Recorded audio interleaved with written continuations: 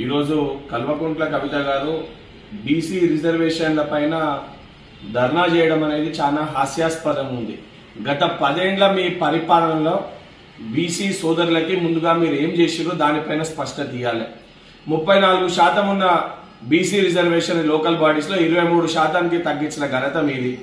BC corporations కి complete గా నిధుల్ని ఆపేసిన ఘనత మీది. మీ ఎన్నికల్లో ముదిరాజ్ కి ఒక్క సీటు కూడా కేటాయించని ఘనత మీది. కనీసం మీ పరిపాలనలో బీసీల గురించి పట్టించుకోకుండా, బీసీల సంక్షేమం గురించి పట్టించుకోకుండా కేవలం బీసీలని ఒక ఓటు బ్యాంక్ గా పరిగణలోకి తీసుకున్న ఒక ప్రభుత్వం మీ హయాంలో బీఆర్ఎస్ ప్రభుత్వం.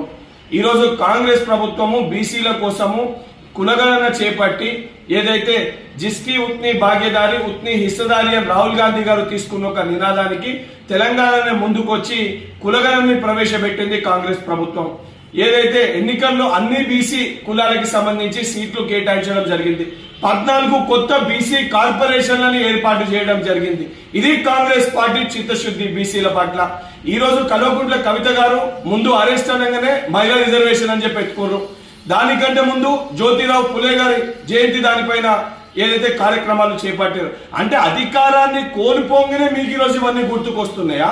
ఏదైతే ధర్నా చౌక్ ని గత ప్రభుత్వంలో ధర్నాలు చేయకూడదని చెప్పి ఎత్తేసిన ధర్నా చౌక్ లో ఈరోజు ధర్నా చేసే ఒక అర్హత మీకుందా లేదా ముందు పునరాలోచించుకోవాలి కవిత గారు.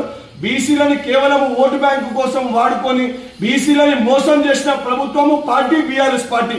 బీసీల కోసం 100% చిత్తశుద్ధి ఉంది. 100% బీసీలకు రిజర్వేషన్ కల్పించాలి, వారికి ఎంతైతే ప్రాధాన్యత కల్పించాలని ఒక చిత్తశుద్ధితో వ్యవహరించే ప్రభుత్వం కాంగ్రెస్ ప్రభుత్వం, కాంగ్రెస్ పార్టీ. ఇప్పటికన్నా ఈ యొక్క దొంగ నాటకాలు, ఈ యొక్క దొంగ మాటలు మానేయాలని చెప్పి కల్వకుంట్ల కవిత గారిని హెచ్చరిస్తున్నా.